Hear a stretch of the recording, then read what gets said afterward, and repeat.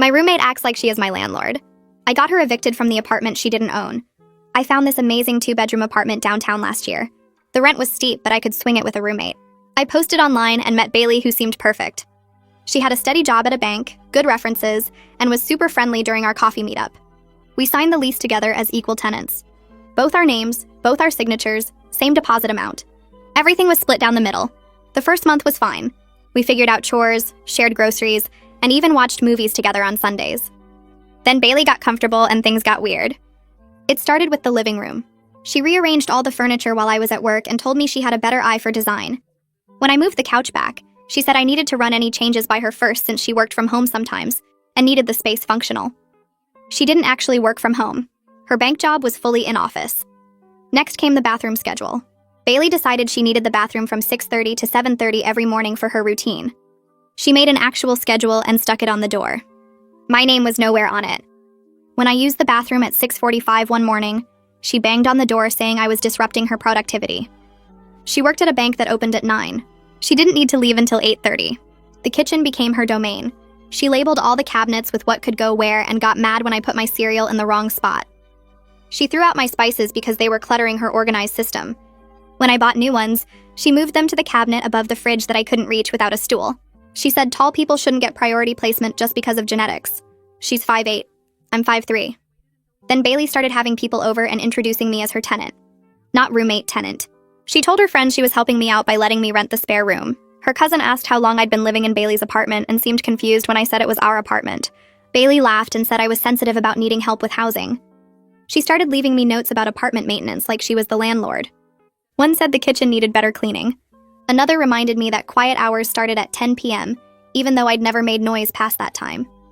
She signed them all management. When I confronted her, she said someone had to take charge, and since she was more responsible, it made sense for her to manage things. The worst part was when she gave her boyfriend a key without asking me. I came home to him on the couch in his underwear eating my leftover Chinese food. When I freaked out, Bailey said she didn't need permission to give keys to guests in her own home. She said I was being dramatic and that her boyfriend Jake practically lived there anyway, so I should get used to it. He'd been over exactly 3 times before that. She started collecting the mail and opening anything that looked official, saying she needed to stay on top of apartment business.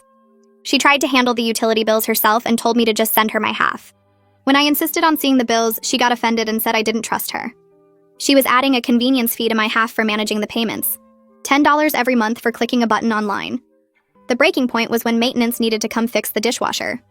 The landlord called my phone since I was listed first on the lease. Bailey intercepted the call and told them she was the primary tenant, and all communication should go through her. She actually told them I was subletting from her. The maintenance guy seemed confused since his paperwork showed us both as equal lessees. Bailey insisted there was a mistake and she was the real tenant. That gave me an idea. Bailey wanted to be the landlord so badly, I'd let her think she won. I started being the perfect tenant. I paid her for utilities without question. I followed her bathroom schedule. I kept quiet after 10 p.m. I even started calling her the apartment manager when her friends were over. She loved it. She got more bold with her rules. She instituted a guest policy where I had to give her 48-hour notice for visitors. She started doing monthly inspections of my room. She even created a 3-strike policy for apartment violations. Meanwhile, I was having coffee with our actual landlord, Richard. I told him about the confusion with the lease and how Bailey kept insisting she was the primary tenant. I mentioned she'd given out keys without permission and was telling people she owned the place. Richard was not happy. Richard set his coffee cup down and leaned forward in his chair. He pulled a folder from his desk drawer and flipped it open.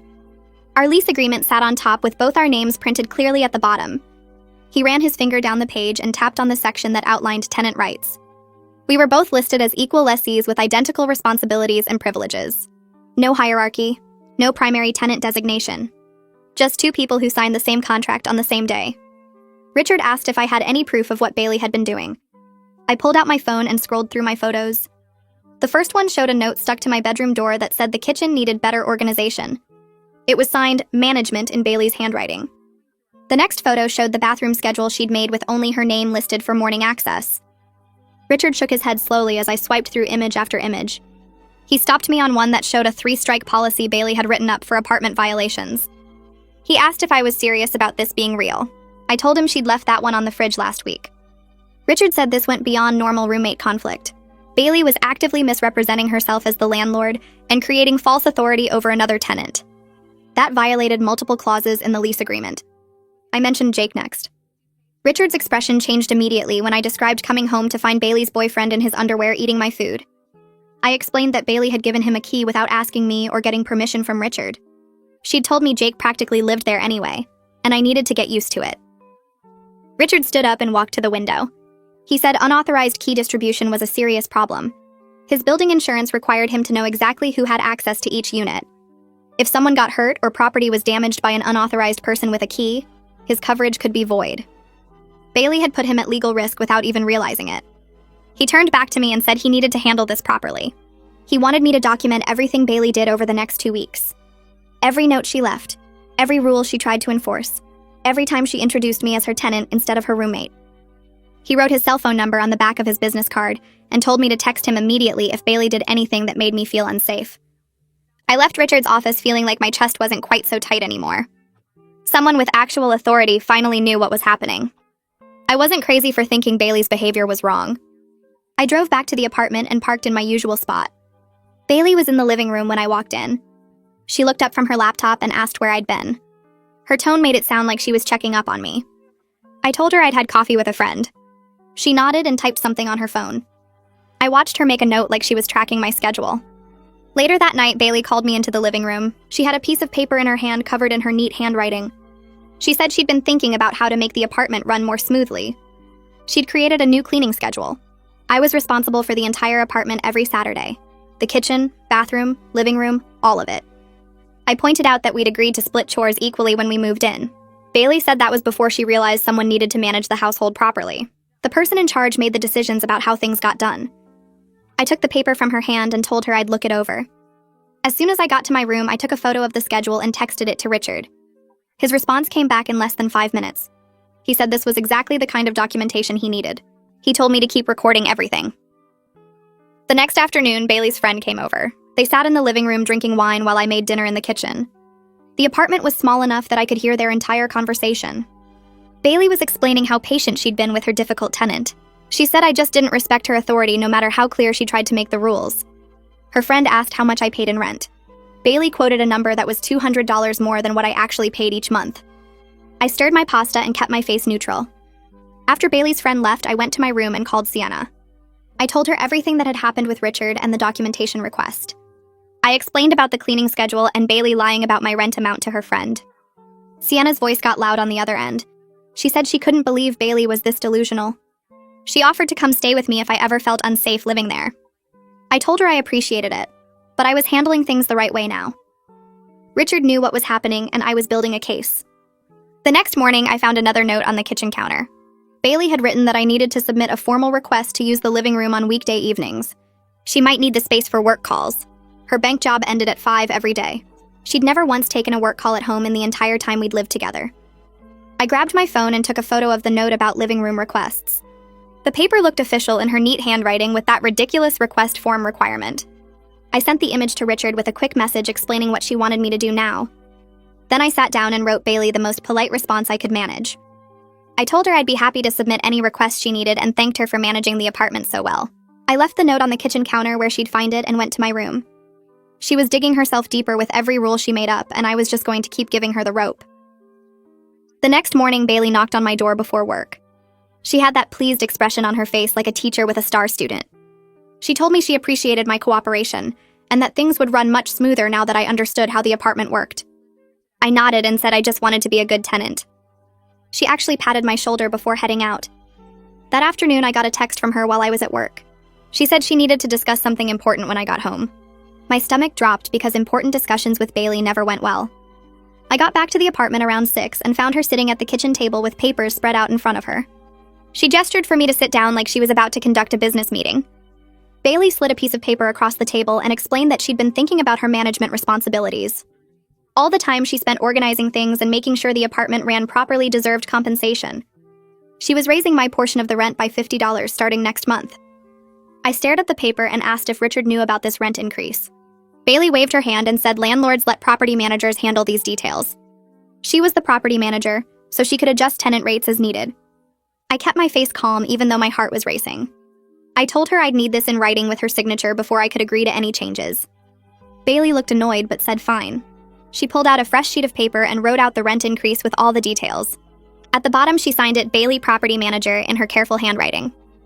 I took the paper and told her I'd think about it. As soon as she left for her evening yoga class, I photographed the document and sent it to Richard. His response came back within minutes asking if this was real. I confirmed it was, and he replied that this might actually be fraud, since she was pretending to have authority she didn't have. He told me to keep the original document somewhere safe. Over the next week, Jake started showing up more and more. He was there Sunday night, Monday night, Wednesday night, and Thursday night. He never contributed anything to utilities or groceries. His gym bag sat in the corner of the living room, and his protein shakes took up half the fridge. He'd eat my food without asking and leave his dishes in the sink. When I came home from work on Tuesday, he was on the couch in his boxers watching sports on our TV. He didn't even look up when I walked in. Bailey acted like this was completely normal and expected me to just work around his presence. Jake clearly felt entitled to be there because Bailey had convinced him it was her apartment. Friday afternoon, I got home early because my last meeting got canceled. I walked into the apartment and found Jake on the couch as usual, but there was another guy sitting in the armchair. He looked like Jake but younger, maybe early 20s. Bailey came out of her room and introduced him as Jake's brother without giving me his name. She said he was looking for a place to live and she wanted to show him the spare room in case I decided to move out soon. I stood there with my work bag still on my shoulder while she talked about me like I wasn't even present. She walked Jake's brother down the hall toward my bedroom, and I heard her explaining the layout of the apartment. She told him the room would be available within a few months once her current tenant found somewhere else. I was standing right there in the living room listening to her plan my exit from the apartment I'd found and signed the lease for. Jake's brother asked about the rent, and Bailey quoted him a number that was $100 less than what I actually paid. When they came back to the living room, I went straight to my room and texted Richard everything that had just happened. My phone buzzed a few minutes later with his response. He asked if I could meet him at his office tomorrow afternoon. He said he'd reviewed all the documentation I'd been sending and consulted with his lawyer about how to proceed. I replied that I'd be there and felt something shift in my chest. This was really happening now. Richard's office was in a building downtown near the courthouse. I arrived at 2 o'clock on Saturday, and the receptionist led me to a conference room. Richard was already there with file folders spread across the table. He stood up and shook my hand before gesturing for me to sit. He opened the first folder and showed me copies of all the photos I'd sent him over the past few weeks. Every note Bailey had written, every rule she'd tried to enforce, every document she'd signed as property manager. He said Bailey's behavior violated multiple clauses in the lease agreement. She was misrepresenting herself as having authority over the property. She had unauthorized occupants living there without permission. She was creating a hostile living environment for a co-tenant. Richard said he had clear grounds to evict her based on this evidence. He explained that he'd give Bailey an official warning first. The warning would state clearly that she had no special status as a tenant and that both of us had equal rights to the apartment. It would demand that she stop all unauthorized activities immediately, including the fake management role and having Jake stay there so often. If Bailey didn't comply with the warning, he would begin formal eviction proceedings. I asked Richard what would happen to me during all this process. He looked at me seriously and said my lease was completely solid. I could stay as long as I wanted because I hadn't violated anything. Once Bailey was gone, he'd help me find a new roommate who actually understood how shared housing worked. Or if I could afford it, I could take over the full apartment myself. The relief hit me so hard I almost started crying right there in his office. Richard told me he'd send Bailey the formal letter via certified mail so there'd be proof she received it. The letter would outline every violation and demand immediate changes to her behavior. It would specifically state that both tenants had equal rights, and neither one had any authority over the other. He said I should expect things to get uncomfortable once Bailey received the letter, but I needed to stay calm and keep documenting everything. If she retaliated or tried to make my life harder, that would only strengthen the eviction case. I left Richard's office feeling lighter than I had in months. Someone with actual power finally understood what was happening and was taking action. Bailey had played landlord for so long she'd forgotten she was just a tenant like me. The certified letter arrived on Tuesday morning. I heard the mailman knock and watched through my bedroom door as Bailey signed for it. She looked confused at first, turning the envelope over in her hands and checking the return address. Then she ripped it open right there in the hallway, and I saw her face change as she read. Her skin went from normal to bright red in about 5 seconds. She crumpled the letter in her fist and marched straight to my bedroom door. She didn't knock. She just threw the door open so hard it bounced off the wall. She stood there in the doorway with the wrinkled letter in one hand and her other hand on her hip. Her face was so red it looked painful, and her eyes were wide and angry. She asked if I complained to Richard. Not asked, really. More like demanded. Her voice was shaking and she kept waving the letter around like evidence. I was sitting on my bed with my laptop and I just looked at her calmly. I told her Richard was just doing his job as landlord. I suggested she read the lease agreement carefully because it clearly explained that we were equal tenants. My voice was steady and I didn't move from the bed. Bailey's face got even redder if that was possible. She said there must be some mistake. She said Richard didn't understand the situation at all. She said she was going to call him right now and explain that she'd been managing things because I was irresponsible and needed supervision. She turned and walked back to the living room, still holding the crumpled letter. I heard her pacing back and forth and muttering to herself. Then I heard her dial her phone. She didn't even go to her room for privacy. She called Richard right there in the living room like she wanted me to hear. Her voice started out controlled but got louder with every sentence. I could hear everything from my room. She kept saying things like, "But I thought," and I was just trying to help. There were long pauses where Richard must have been talking and shutting down each excuse. Bailey's voice got more and more defensive. She said she'd only been trying to keep things organized. She said I needed structure and guidance. She said she'd been doing Richard a favor by managing the property for him. The pauses got longer and Bailey's responses got shorter. Finally, she just said, "Okay," in this small, defeated voice and hung up. The apartment went completely quiet. I waited in my room holding my breath. I heard Bailey's bedroom door open and then close. That was it. No more yelling, no more stomping around, just silence. Hours went by and Bailey didn't come out. I made dinner in the kitchen and ate at the table, and the whole time her door stayed closed. The apartment felt peaceful in a way it hadn't in months. No notes appearing on surfaces, no rules being announced, no Jake sprawled on the couch, just quiet. I almost couldn't believe it. I went to bed that night and Bailey's door was still closed, and I slept better than I had since she started this whole landlord act. The next morning, I woke up to the smell of bacon. I came out of my room cautiously and found Bailey in the kitchen making a full breakfast. Eggs, bacon, toast, orange juice. She looked up when I appeared and smiled like nothing had happened. She asked if I wanted some breakfast. Her voice was friendly and casual. She was acting like yesterday never happened. Like she hadn't gotten a formal warning from our actual landlord. Like she hadn't screamed at me about complaining. I said sure and sat down at the table. Bailey brought me a plate and sat across from me with her own food. She made small talk about the weather and asked about my plans for the weekend. It was so weird. She was trying to reset everything, trying to be friendly and casual like we were starting fresh. I was polite, but I didn't trust it. I answered her questions and ate my breakfast and watched her carefully. She seemed determined to pretend the letter and the phone call never happened. For the next 2 days, Bailey kept up the friendly act. She didn't leave any notes. She didn't make any rules. She asked before using the living room. She even knocked on my door before entering. It was such a complete change that I knew it couldn't last. On the third day, I came home from work and found a note on the kitchen counter. It reminded me that quiet hours started at 10 p.m. At the bottom, she'd drawn a little smiley face. I picked up the note and stared at it. She was back to her old behavior already. She'd just gotten sneakier about it. The smiley face was supposed to make it seem friendly instead of controlling. Like if she was nice about enforcing her fake rules, then it didn't count as being the fake landlord anymore. I took a photo of the note and texted it to Richard. His response came back within 10 minutes. He said he was disappointed but not surprised. He asked if I was willing to support an eviction case if it came to that. I stared at my phone for a minute before responding. This was it. This was the moment where I had to decide if I was really going through with this. Living like this was exhausting. Walking on eggshells in my own home. Watching Bailey pretend she had authority she didn't have. Dealing with Jake eating my food and her friends thinking I was her tenant. I texted Richard back and told him yes. I'd support whatever he needed to do. I couldn't keep living like this. Richard responded that he'd send Bailey a second formal notice. He said this one would be more strongly worded and would mention potential legal consequences. He said she'd have 30 days to correct her behavior or face eviction proceedings. I felt my stomach flip when I read that. Eviction proceedings. This was really happening. Bailey was about to get a second warning, and if she didn't stop her fake landlord act, she was going to get evicted from an apartment she didn't own. The irony wasn't lost on me. She'd spent months pretending to be my landlord, and now the real landlord was about to kick her out. The second letter arrived 4 days later. I wasn't home when Bailey got it, but I came back to find her sitting on the couch staring at a piece of paper. She looked up when I walked in and her face was pale. She didn't say anything. Just looked at me with this expression like she finally understood she'd gone too far. The letter was sitting on the coffee table and I could see the official letterhead from Richard's property management company. Bailey got up and went to her room without a word. I heard her door close quietly. No slamming this time. Just a soft click. The apartment was silent again, but it felt different from before. This silence felt heavy, like something had shifted and we both knew things were about to change. I woke up the next morning to find a coffee cup sitting outside my bedroom door.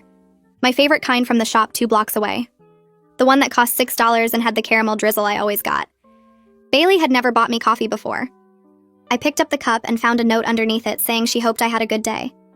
The handwriting was neat and careful, nothing like the management notes she used to leave. I drank the coffee in my room and wondered what she was planning. When I came out to get ready for work, Bailey was in the kitchen making breakfast. She offered me some eggs and asked if I wanted toast. Her voice was friendly and light, like we were roommates who actually got along. I said yes to the toast and watched her butter it carefully before putting it on a plate for me. She asked about my plans for the day and listened when I told her about a meeting at work. She nodded and said that sounded interesting and wished me luck. It felt wrong. Not bad exactly, but wrong. Like she was playing a part in a movie about good roommates. Over the next few days, Bailey kept up the nice act. She bought groceries and left my favorites on the counter with little notes. She offered to do my laundry when she was doing hers. She asked if I wanted to watch a movie together on Sunday like we used to in the first month. She suggested we have a roommate bonding dinner to clear the air and start fresh. I agreed to the dinner because saying no would have made things worse. Bailey ordered Thai food from the place we both liked and set the table with actual placemats and napkins. She poured us both wine and raised her glass in a toast to new beginnings. I clinked my glass against hers and took a small sip. The food was good, but I barely tasted it. I was too busy watching Bailey and trying to figure out her angle. She kept steering the conversation toward how much better things would be now that we understood each other. She talked about communication and respect and setting healthy boundaries. She used words like partnership and mutual understanding. But she never apologized. Not once. She never said sorry for the management notes or the bathroom schedule or giving Jake a key without asking. She never acknowledged that she'd done anything wrong. She just kept talking about the future and how we could make this work if we both tried. I stayed civil through the whole dinner. I nodded when she talked about new systems for chores. I agreed when she suggested weekly check-ins to make sure we were both happy. But I didn't let my guard down. I could see through what she was doing. She wasn't actually changing. She was just rebranding, putting a friendly spin on the same controlling behavior. After dinner, Bailey suggested we watch a movie, but I said I was tired and went to my room. I texted Sienna and told her about the dinner and the coffee and Bailey's whole nice act. Sienna responded immediately asking if I was okay. I told her I was fine and that Richard was handling everything. A week later, I invited Sienna over for the first time in months. Bailey had calmed down enough that I felt comfortable having guests again. Sienna arrived around 7 and Bailey was syrupy sweet to her. She welcomed her in and offered her wine and asked about her job. Sienna answered politely, but I could see the confusion on her face. This wasn't the Bailey I'd been complaining about for months. This Bailey was friendly and warm and acted like we were all friends. But then Bailey started making comments. Little remarks about how she'd been helping me adjust to independent living. How living on your own for the first time could be overwhelming, and it was important to have support. Sienna's eyes widened and she looked at me like she was asking if this was real.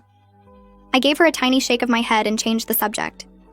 Bailey kept it up, though. She mentioned how she'd been teaching me about apartment maintenance and household management. How some people needed more guidance than others when it came to adult responsibilities. Sienna excused herself to use the bathroom, and I followed her into the hallway. She grabbed my arm and whispered, asking what was wrong with Bailey. I told her quietly that this was exactly what I'd been dealing with. The delusion was real, and it was constant. When Sienna left an hour later, she hugged me tight and told me to be careful. I walked her to her car and she said Bailey was absolutely delusional and I needed to get out of there. I told her Richard was handling it and I just needed to wait out the process. She made me promise to call her if anything got worse. 2 weeks into the 30-day correction period, Bailey hadn't changed at all. She'd just gotten sneakier about it. Instead of leaving written notes, she gave verbal instructions. Instead of making demands, she made suggestions that weren't really suggestions. She'd say things like, it would be great if I could handle the kitchen cleaning this weekend, or maybe the fake friendly tone made it worse somehow. At least before she'd been honest about trying to control everything. Now she was pretending to be nice while still acting like she was in charge. Jake was still there constantly. He came over after work most days and stayed until morning. I'd hear him and Bailey in her room and then find him in the kitchen making breakfast like he lived there. One morning, I watched through my bedroom door as Jake pulled out his keys to unlock the apartment. He had his own key. Bailey had given him another one, despite Richard's specific warning about unauthorized key distribution. I grabbed my phone and took a photo of Jake using the key to enter. The image was clear. You could see the key in his hand and the door opening. I sent it to Richard with a message explaining that Bailey had given Jake another key after being told not to. Richard responded within an hour. He said that was the final straw and he was beginning formal eviction proceedings. He asked me to keep documenting everything and to let him know immediately if Bailey tried to retaliate. He said the eviction paperwork would be served within the next few days. I felt my stomach flip when I read that. This was really happening. Bailey was about to get evicted from an apartment she didn't own. 3 days later, I came home from work to find Bailey standing in the living room holding papers. Her face was white and her hands were shaking. She looked up when I walked in and her eyes were wild. She started screaming that this was her apartment and Richard couldn't do this to her. She said she was going to sue both of us and we'd be sorry we ever messed with her. She threw the papers on the floor and they scattered everywhere. Official eviction notices with court dates and legal language. I backed toward my room as Bailey kept yelling. She said I'd ruined everything and I was ungrateful, and she'd been trying to help me this whole time. Her voice got louder and higher until she was almost shrieking. I got to my room and locked the door behind me. I could hear Bailey in the living room throwing things and crying. Something glass shattered against a wall. I grabbed my phone and texted Richard that I didn't feel safe right now. He called me immediately and I answered in a whisper. He asked if I was okay and I said I was locked in my room, but Bailey was destroying things in the living room. He told me to stay where I was and he'd handle it. 10 minutes later, I heard knocking on the apartment door. Heavy, official knocking. Bailey's screaming stopped and I heard her open the door. Male voices asked if everything was okay and identified themselves as police officers. Richard had called for a wellness check. I heard Bailey trying to explain through tears that this was her apartment and she was evicted unfairly. The officers asked her to calm down and sit on the couch. One of them knocked on my door and asked if I was the other tenant. I opened the door carefully and confirmed that I was. The officer asked if I was hurt and I said no. He asked what happened and I explained that Bailey had gotten eviction papers and started throwing things. The officer nodded and went back to talk to Bailey. I could hear them explaining firmly that she needed to follow the legal eviction process and couldn't harass her roommate. They told her that destroying property or threatening other tenants could result in criminal charges. Bailey was crying quietly now instead of screaming. The officers stayed for 20 minutes, making sure everything was calm before they left. After they were gone, Bailey went to her room and closed the door. The apartment was finally silent. I stayed in my room for the rest of the evening, listening to Bailey's muffled voice through the wall. She was talking to someone for over an hour, her tone going from angry to sad to desperate. I could make out a few words here and there. She kept saying it wasn't fair and that she'd done everything right.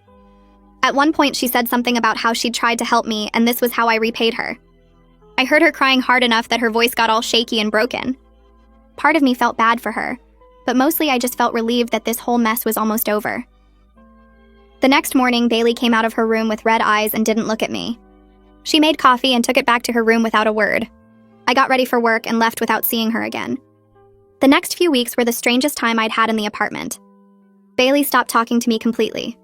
She'd leave for work early and come home late, going straight to her room and closing the door. All her little rules and notes disappeared. The bathroom schedule came down from the door. The cabinet labels in the kitchen stayed, but she didn't say anything when I was ignored them. Jake stopped coming over entirely, which made the apartment feel bigger and quieter. I noticed Bailey had started bringing home cardboard boxes from somewhere. They sat folded and flat against the wall in the hallway outside her room. She was clearly getting ready to pack, but trying to act like everything was normal. I saw her looking at her phone a lot, typing long messages and reading things that made her face go tight and angry. I figured she was talking to a lawyer because she suddenly got very careful about what she said and did around me. No more comments about apartment management or tenant responsibilities. No more trying to tell me what to do. She just avoided me like I was invisible. One afternoon, I came home and heard Bailey on the phone in her room again. This time her voice was flat and tired instead of upset. I heard her say something about documentation and lease violations. Then she said Richard's name and something about how thorough his records were. After she hung up, I heard her start moving things around in her room, opening and closing drawers. The next day when I got home from work, Bailey's door was open and I could see she'd started packing. Her bookshelf was half empty and there were boxes stacked in the corner with books and pictures already inside. She was taking things off her walls and wrapping them in newspaper. She didn't look up when I walked past her doorway. 3 days later, even more boxes were packed and taped shut. Bailey was moving faster than the eviction deadline required. I think she wanted to leave before Richard could officially kick her out, like leaving on her own would give her back some control. At work that week, Katya stopped by my desk during lunch. She asked how things were going with the roommate situation, and I told her Bailey was packing up and would be gone soon. Katya smiled and said she was proud of me for handling everything through proper channels instead of just putting up with Bailey's behavior. She said a lot of people would have either fought back directly or just moved out themselves. but I'd been smart about documenting everything and letting the landlord deal with it.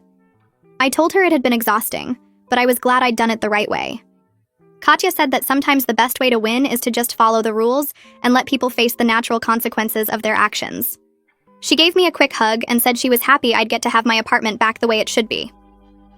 That evening, Richard knocked on the door. I let him in, and he asked how I was holding up. I told him Bailey had been avoiding me but was clearly packing her stuff. Richard nodded and said he'd already had several people reach out about the room. He said this time he wanted to help me screen potential roommates really carefully, so I wouldn't end up in another bad situation. He asked if I wanted him to be part of the interview process, and I said yes immediately. Richard said he'd learned from this whole thing too, and he was going to update his lease agreements to be more specific about what tenants could and couldn't do in shared living situations. He said he'd also add a clause about misrepresenting themselves as property managers or landlords. Before he left, Richard told me to let him know the minute Bailey was out, so he could get the locks changed right away. Bailey moved out on a Tuesday morning, 3 days before the eviction deadline. I was getting ready for work when I heard her making trips back and forth from her room to the front door. I stayed in my room until I heard the apartment door close for the last time. When I came out, all of Bailey's boxes were gone. Her furniture was gone. The living room looked different without her stuff taking up half the space. I walked to the kitchen and saw her key sitting on the counter. Just the key, nothing else. No note, no goodbye, no acknowledgement that we'd lived together for months. I picked up the key and turned it over in my hand. It felt heavier than it should have. I texted Richard that Bailey was gone, and he responded within minutes saying he'd be over that afternoon to change the locks. I walked through the apartment slowly, looking at all the empty spaces where Bailey's things had been. Her bathroom stuff was gone from the medicine cabinet. Her magnets were off the fridge. Her ridiculous cabinet labels were still there, but I pulled them all off and threw them away. The apartment felt different without her in it. The air felt lighter somehow, like I could breathe deeper. I realized I'd been tense for months without fully knowing it, always waiting for Bailey to leave me another note or make up another rule or introduce me as her tenant to someone new. Now that tension was just gone. The space felt like mine again, or like it was becoming mine for the first time. I sat on the couch and looked around the living room.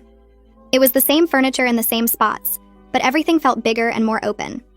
I could rearrange things however I wanted now. I could use the bathroom whenever I needed to. I could put my cereal in whatever cabinet made sense. The relief that washed over me was so strong I almost started crying, but in a good way. Richard showed up at 3 with a locksmith. They changed the front door lock, and Richard handed me 2 new keys. He said he'd keep the spare at his office until we found a good new roommate, just to be safe. The locksmith packed up his tools and left, and Richard stayed for a few minutes to make sure I was okay. He said he was sorry I'd had to deal with Bailey's behavior, and that he should have caught on to what was happening sooner. I told him it wasn't his fault, and that I was just glad it was over. Richard said he'd start sending me information about people who'd inquired about the room, and we could set up interviews for the following week. He reminded me to look for red flags like people who seemed too controlling, or who talked about how they liked things done a certain way. I promised I'd be careful, and that I'd involve him in every step of the process. Over the next week, I met with 3 different people who wanted to rent Bailey's old room. Richard sat in on all the interviews, which made me feel a lot more confident about the whole thing. The first person was a guy who seemed nice but kept talking about his workout schedule and how he needed the living room clear for his exercise equipment. Richard and I made eye contact, and I could tell we were both thinking the same thing. The second person was a woman who worked nights and said she'd need the apartment to be completely silent during the day while she slept. She asked if I could commit to not having any guests over during daytime hours. I thanked her for her time but said I didn't think it would be a good fit. The third person was Juliana Beck, a grad student working on her master's degree in social work. She was quiet and polite during the interview, asking questions about the neighborhood and the lease terms. When Richard asked her about her expectations for shared spaces, she said she believed in open communication and treating roommates with respect. She said she'd had roommates before, and the best situations were always the ones where everyone felt equally responsible for the apartment. Richard and I both liked her immediately. After she left, Richard said he thought Juliana seemed genuine and respectful, and I agreed. We did a background check and called her references, and everything came back positive. I offered her the room and she accepted. Juliana moved in 2 weeks later on a Saturday morning. I helped her carry boxes up from her car, and she thanked me each time, insisting we take breaks so I wouldn't get too tired. She set up her room over the weekend, and on Sunday evening she asked if it would be okay to rearrange the living room furniture a little bit. She said she had some ideas, but wanted to make sure I was comfortable with changes since I'd been there longer. We moved things around together, trying different layouts until we found one we both liked. Juliana suggested we make a simple chore chart so we'd both know what needed doing each week, and she asked for my input on every single task. She never told me what to do or acted like she knew better. When we grocery shopped together for shared items, she asked what brands I preferred and made sure we split the cost exactly down the middle. The difference between living with Juliana and living with Bailey was like night and day. The apartment felt calm and comfortable instead of tense and controlling. I could come home without worrying about what rule I might be breaking or what note would be waiting for me. Juliana treated our shared space like exactly that, shared, not like something she owned or managed or had authority over. A few weeks after Juliana moved in, Sienna texted asking if she could come over for dinner. I told her yes and spent the afternoon cooking pasta with the kitchen radio on, not worrying about noise complaints or bathroom schedules. Sienna arrived at 7 with a bottle of wine and hugged me in the doorway. She stepped inside and looked around the apartment, taking in the rearranged furniture and the absence of passive-aggressive notes stuck to every surface.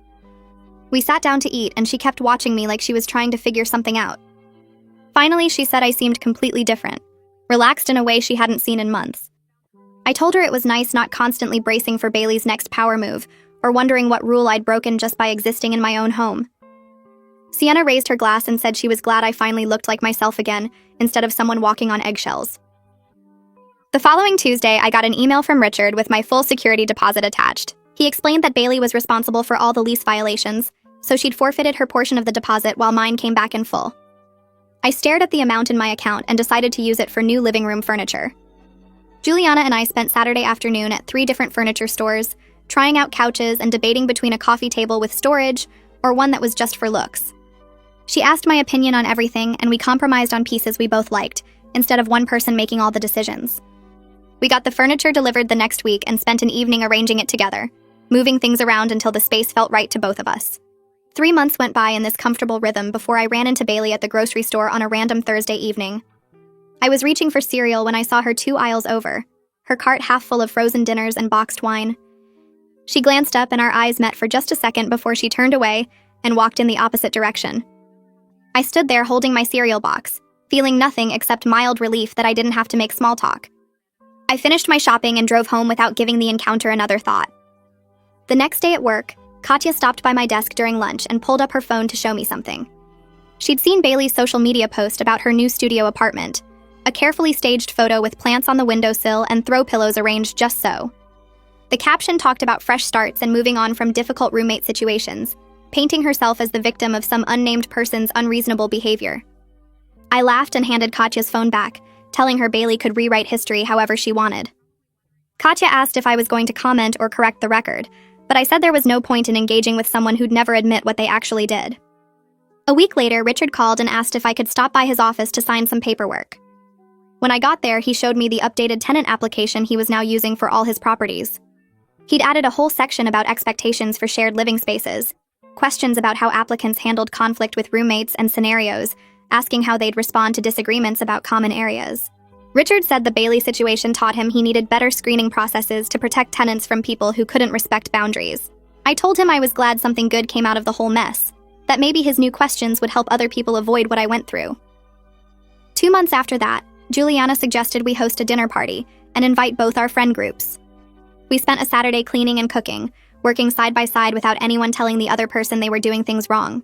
People started arriving at 7, and the apartment filled with conversation and laughter, friends from my work mixing with Juliana's grad school classmates. Sienna pulled me aside at one point and said the place felt completely different, warm and welcoming instead of tense and controlled.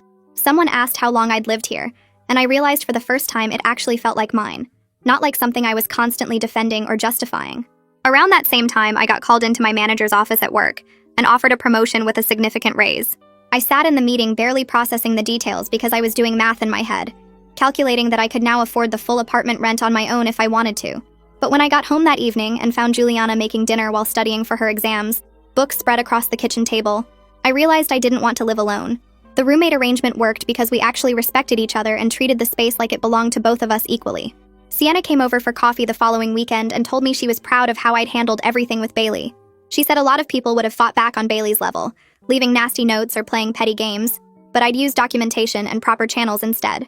I stirred sugar into my coffee and told her I'd learned that sometimes the best way to deal with someone breaking the rules is to follow them exactly. Let the system work the way it's supposed to. Sienna nodded and said it was a better lesson than just getting revenge would have been.